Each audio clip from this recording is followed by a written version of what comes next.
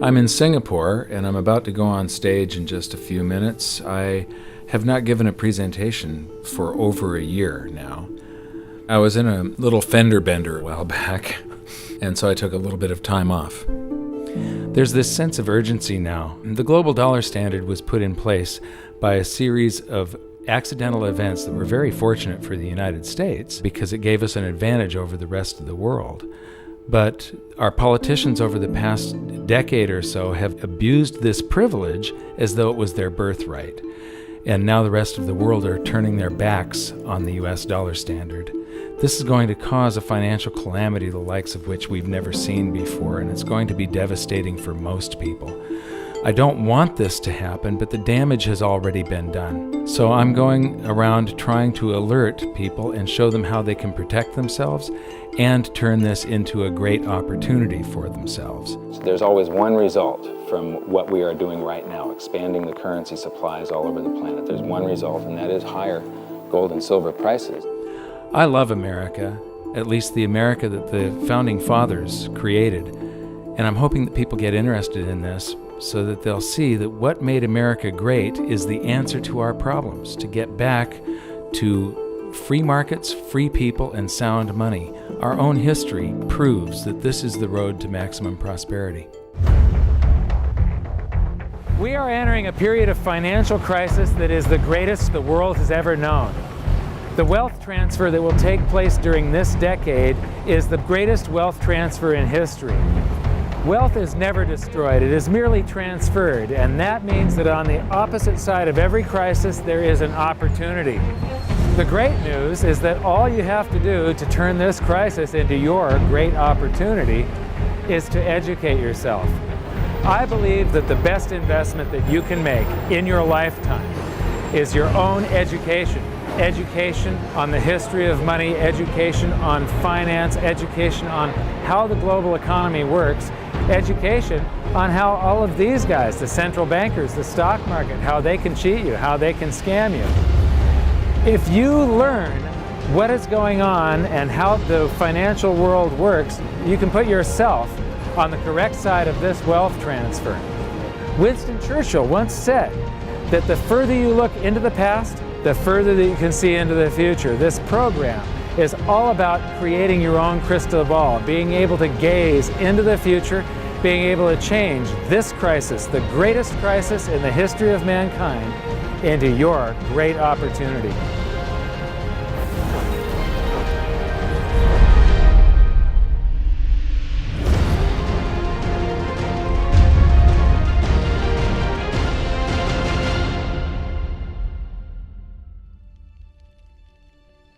I was born in Salem, Oregon in 1956, and we moved to California when I was 4 years old in 1960. But when I went to school, it was obvious after just the fourth grade that there was something different with me. And by fifth grade, I was in remedial classes. And it turned out that I was dyslexic, and teachers were not taught to recognize that back then. I was always falling behind everyone else. When I would get a teacher that would lecture instead of making us read out of books, I would just absolutely excel. I suddenly went from the dumbest kid in class to the smartest kid in all of the periods of that class. But the result was that, after a while I was in every single remedial class, and I just couldn't take it. And in 10th grade, I dropped out, middle of 10th grade, and I've never been back to school. I often say that in every crisis there's an opportunity, and in this case, the handicap of dyslexia has also been a blessing. Because I couldn't learn out of books and I couldn't take notes, I just had to remember everything. And I have the ability to, my brain's wired a little bit differently. I have the ability to look at a chart today, and I know how it relates to a chart that I saw 10 years ago. But it was back in about the year 2000 when Steve Jobs of Apple introduced OS X. The world of books opened up to me, built right into the operating system, was a text-to-speech program. Now I could just have an assistant slice and scan my books and turn them into text and email me, and then all I have to do is highlight the text, press a button and the computer reads to me. People are turning to assets that will keep their value if prices rise. So much money has been pumped into the system that people are worried about inflation down the road, said Bruno S. Fry, professor of economics at the University of Zurich. So dyslexia is no longer a problem. But what it's also done for me is I have the ability to explain complex things to people in a simple manner for some reason. And so I sort of made it my mission to try and wake up the middle class, to let them know how the monetary system works, to let them know that there is a major economic calamity coming sometime down the road, and it's most likely within this decade that we're in right now. The US dollar is about 60% of the value of all the currency on the planet, and more than half of the dollars reside outside the United States. The reason every country has US dollars is, first of all, that's what central banks use as a reserve currency. Second of all, oil is priced in dollars. So this is the world, and what you see here is that these are the countries that are avoiding the US dollar in trade. They're doing bilateral agreements where they'll either hold each other's currency and settle that way, or they're establishing, like right now, they're talking about a BRICS bank, Brazil, Russia, India, China, and South Africa, having a bank that will do settlements between the countries directly without using the US dollar. These countries, they tried to avoid using the US dollar, like Iran tried, and we banned them from using SWIFT. How many here have made wire transfers before? So do you know what a SWIFT number is? It's a code that you plug in, and this SWIFT system is what transfers those dollars from one person's account to another person's account. Well, Iran decided that they were going to sell oil only in euros. They got banned from SWIFT. But there's countries right now coming up with a replacement for SWIFT, and it doesn't use the dollar, it's the Sukra system. And Iraq started selling oil for euros. In Libya, they were talking about creating the gold dinar and selling oil for gold. So those are the countries that are trying to use something other than the dollar. Then we've got gold competing with currency. And there's a lot of talk around here about the gold dinar, and there's people that are actually using gold in some of the countries over here. And then in Utah has recognized gold and silver as money again. It's legal tender currency in the state of Utah in the United States. And then you've got physical gold accumulation. I'll show you later that China is accumulating an immense amount of gold, but all the countries with an up arrow, that's gold accumulation. Then we have gold repatriation. Germany has been asking for their gold back, and they're getting it. Venezuela has repatriated their gold from the Bank of England. And then if we put this on a timeline, here's the nails in the coffin for the dollar standard, and you will see that there's not a lot of time left. This is my evidence that I think is proof that the death of the dollar is coming, and it's coming shortly. Nixon ended Bretton Woods, and we went on the dollar standard. Then the first nail in the coffin is Iraq sells oil in euros. The crisis of 2008, and we added 1.25 trillion to our base money in the United States. As we add to the base currency, people get worried about inflation. They start rushing toward gold and silver. Iran ends oil sales in dollars, and they're taking commodities in trade for oil. They're taking, in Turkey, they take the local currency and then buy gold in Turkey and export the gold to Iran. So they're basically selling oil for gold. They do the same thing with India. QE2, quantitative easing, that's more currency printing in the United States.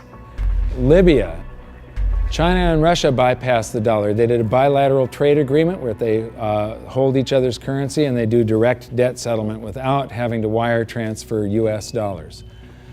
Chinese president just recently said that the dollar as the world's reserve currency is a product of the past. Utah recognized silver and gold as money. China and Iran bypassed the US dollar with a bilateral trade agreement. Venezuela repatriates its gold. China and Japan trade directly. India and Japan bypass the US dollar. Russia and Iran trade directly. Iran sells India oil for rupees and commodities. China and Brazil trade directly. Swiss citizens demand gold repatriation. African countries ban the dollar. In Zambia, you can go to jail if you use US dollars. Quantitative easing number 3. They have announced at the Federal Reserve that they're starting with $40 billion of currency that they're creating each month, and now it jumps to $85 billion. That's more than $1 trillion a year. And remember, it took 200 years to go from no dollars to 825 billion, and now they're going to create $1 trillion every year. Iran trading energy for gold. Singapore removes tax on money. Germany repatriates 150 tons of gold from the New York Fed. The citizens of Netherlands demand gold repatriation. Ecuador repatriates part of its gold reserves. Austrian citizens demanding gold repatriation. China acknowledges fundamental market shortage of gold. And now, the Fed is increasing the rate of printing. I said from 40 to 85 billion every month, just over $1 trillion per year. So those are the nails in the coffin for the dollar standard.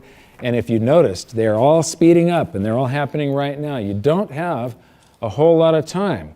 And if you wait too long, then the opportunity is gone.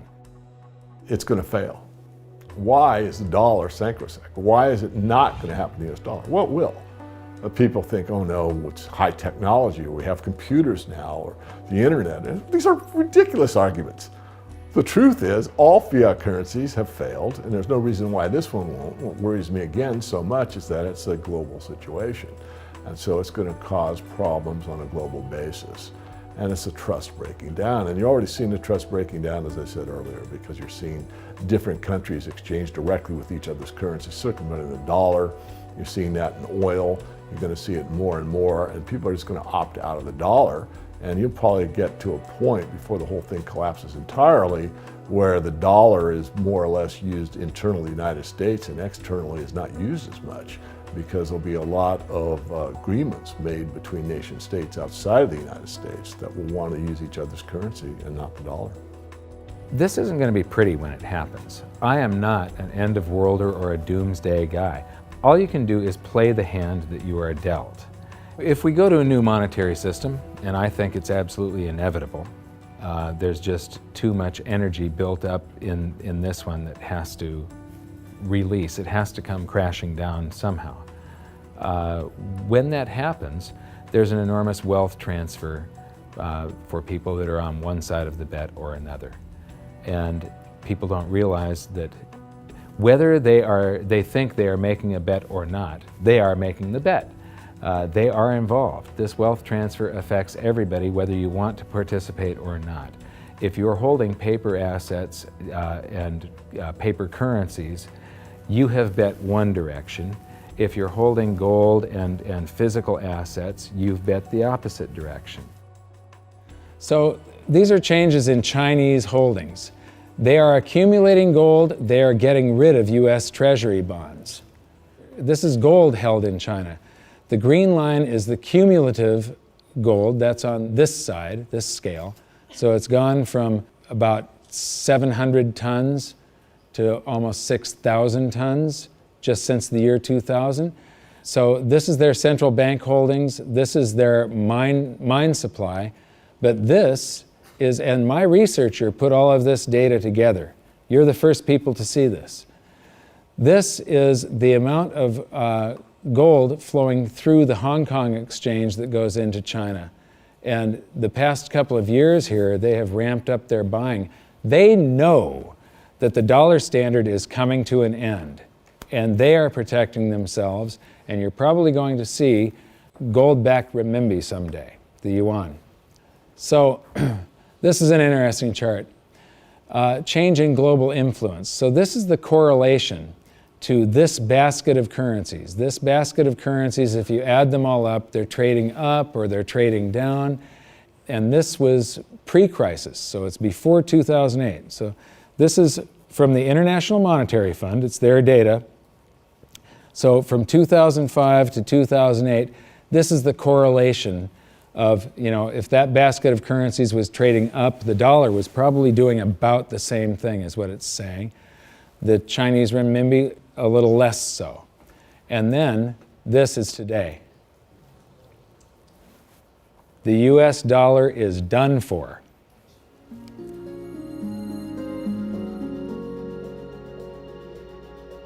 I don't think there's any question we're heading for a new monetary system. The question is, what will it consist of? The four choices are sort of a world of multiple reserve currencies. And Barry Eichengreen, Berkeley, is the leading proponent of this, or leading scholar on this topic. The problem with that, and where I disagree with Eichengreen, is there's no anchor in that system. We did have multiple reserve currencies before in the 1920s. He's right about that, and it was sterling and the dollar, but they were both anchored to gold. And in the post-Bretton Woods world, since 1944, it's been one reserve currency, which is the anchor, and it was anchored to gold until 1971. Since then, the dollar has been detached from gold, but all the other currencies are still linked to the dollar. So at the end of the day, we've had an anchor of some kind. We've never had a world of multiple reserve currencies with no anchor. I'm not sure that's that stable. The SDR is the second choice. The SDR is a basket currency sponsored by the IMF.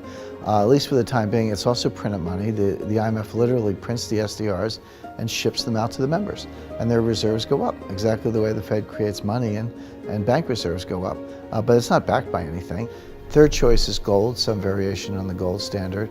And the fourth choice is what I call chaos, which is that nobody does anything. There's a lot of wishful thinking, there's a lot of denial, there's a lot of delay, and we get to the point where people just totally lose faith in paper currencies, go to hard assets, and we have a sequential collapse of paper currencies around the world, at which point governments will have to react with emergency measures. And that could include coercion, confiscation, various sorts of freezes on paper assets. It could be a lot of things in that scenario. So to me, it's multiple reserve currencies, SDRs, gold, or chaos. I favor gold, but I fear that we may get chaos. I've talked about every 30 to 40 years the world has a new monetary system. And the thing is that over the years, governments and the banks have basically screwed us more and more and more. And these new currency systems are always created by the same idiots that created the last one that fell apart. It's the big banks, it's the central banks, and it's governments that are creating these new systems each time. And each time, the system they come up with is a system that cheats the population more and enriches the government and the banks more. It's a system that transfers wealth at greater and greater speeds. This one is going to fall apart just like all of the others.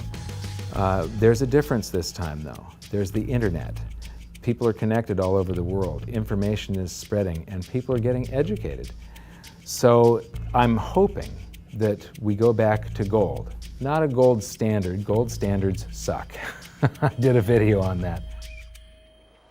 With a gold standard, there's supposed to be a certain amount of gold in the vaults for each unit of currency. In other words, it's a 1-to-1 ratio is the way it started. And then they print more receipts than gold that exists. So if we have gold standards, we're going to get scammed again. If we used gold and silver, if the public gets educated enough before all of this happens, if we went back to gold and silver, then governments can't scam us. It limits their ability to transfer wealth from the population to the government and to the banks.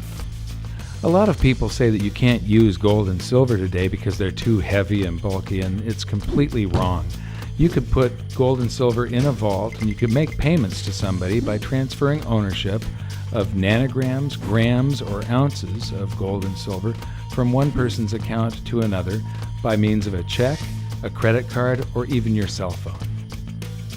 If we go back to a gold-backed currency, gold-backed US dollar, at that point, I think the minimum scam that the US could get away with, which means the minimum number of dollars in existence that they could make convertible into gold, would be the dollars that are held in foreign central banks. That would be similar to the Bretton Woods system that we had from 1944 to 71.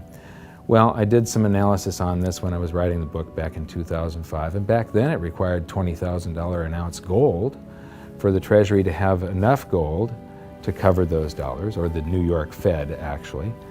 And if they were going to back all of the dollars, you're talking gold measured in the hundreds of thousands of dollars per ounce. There just isn't that much gold, and there's a whole lot of currency. We keep on printing it every minute of every day.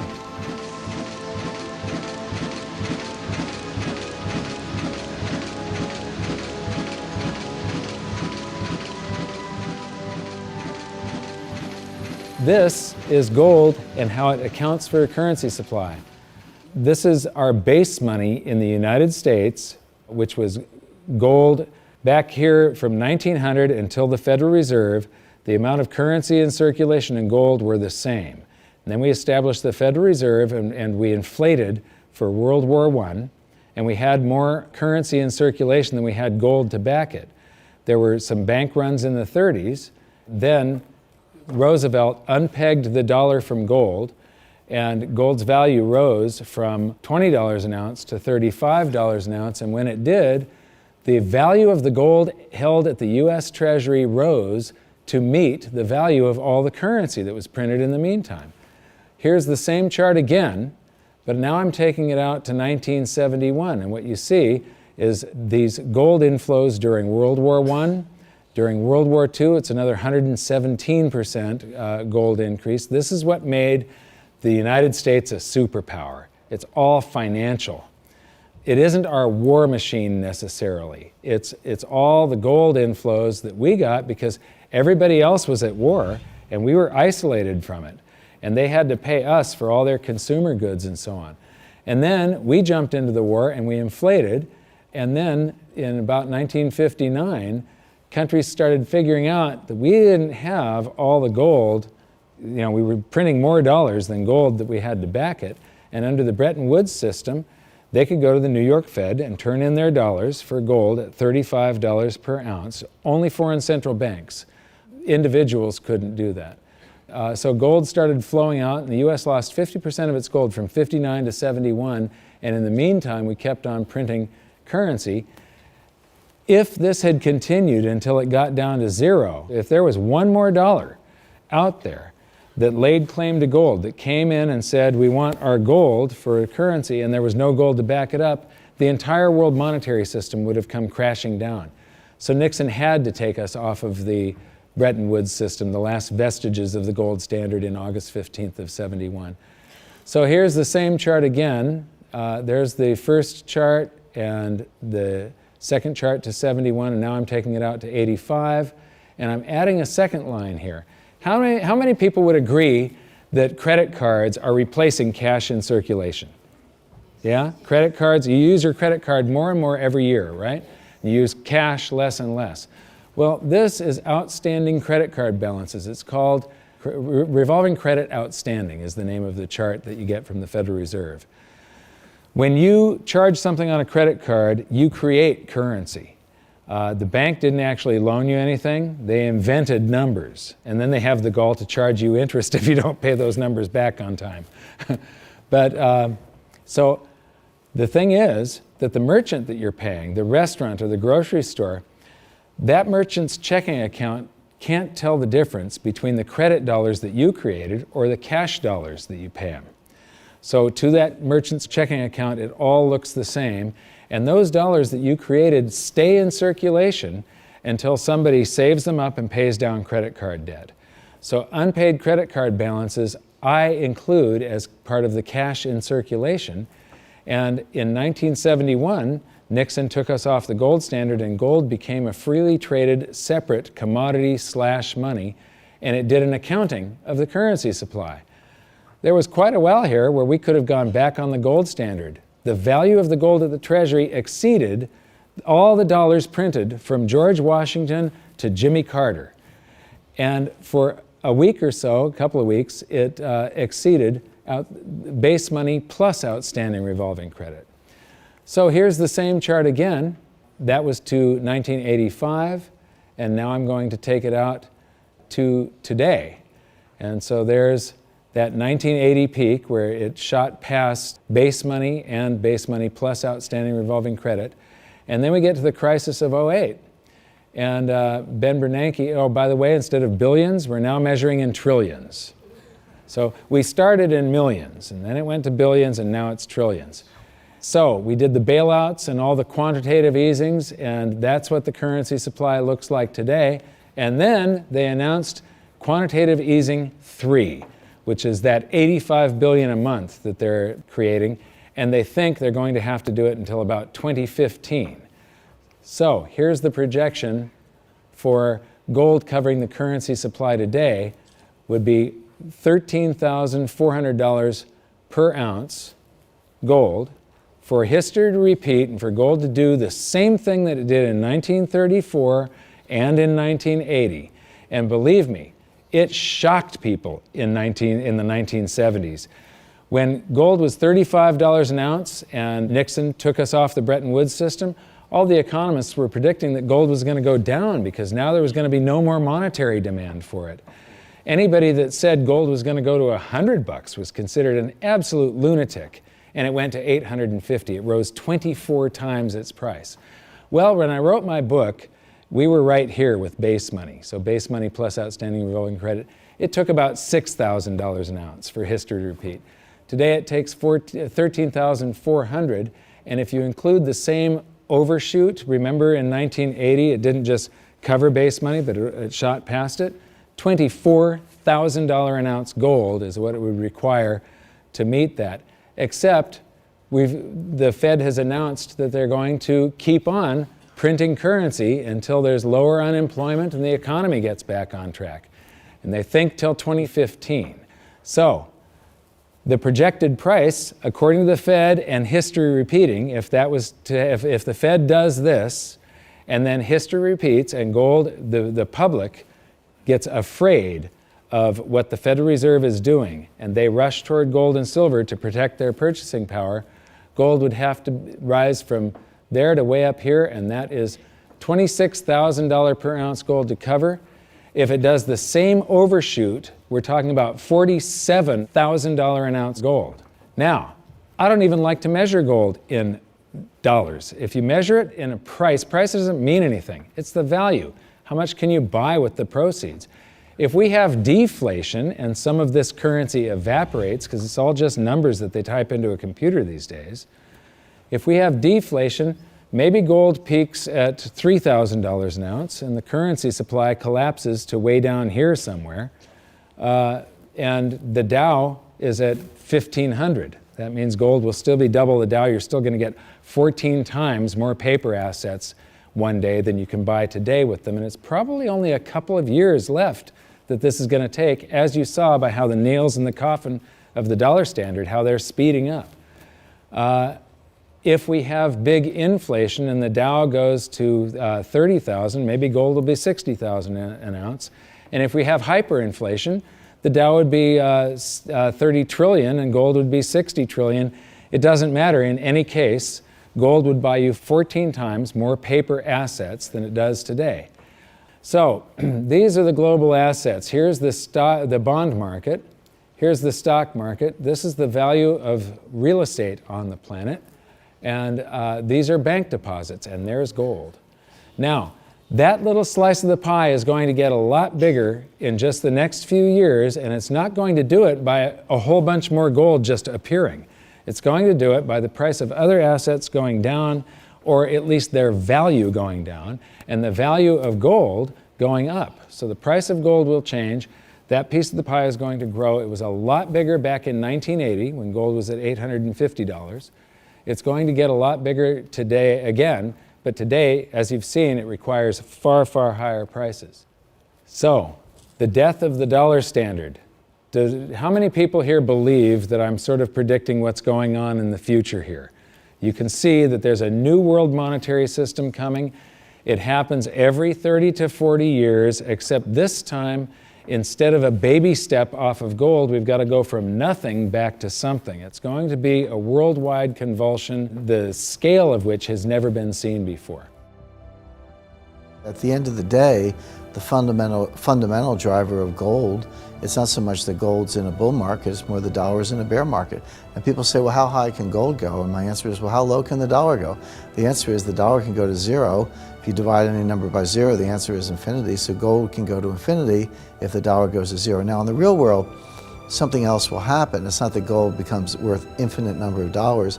It's more the case that the dollar just falls off the stage. The dollar gets the hook, so to speak, and you'll count gold in dollars to 5,000 to 10,000 at some point, but there will come a time when you won't count gold in dollars anymore because dollars won't count. People won't want dollars. There is so much opportunity in crisis, it is absolutely extraordinary. That's just not me saying that, that's just history. You read any amount of history, and I don't mean last week, I mean real history. You know, in times of crisis, it's when huge fortunes were made. In times of crisis, it's when human beings create and develop newest technologies and newest science and new medicines. In times of crisis, there's so much opportunity as long as you can remain calm, get educated, be resourceful. The challenge for most people is that in crisis, they go into crisis mode, which means they go into scarcity, they go into lack, they go into blame, and none of those emotions are resourceful for helping you solve whatever challenge is in front of you.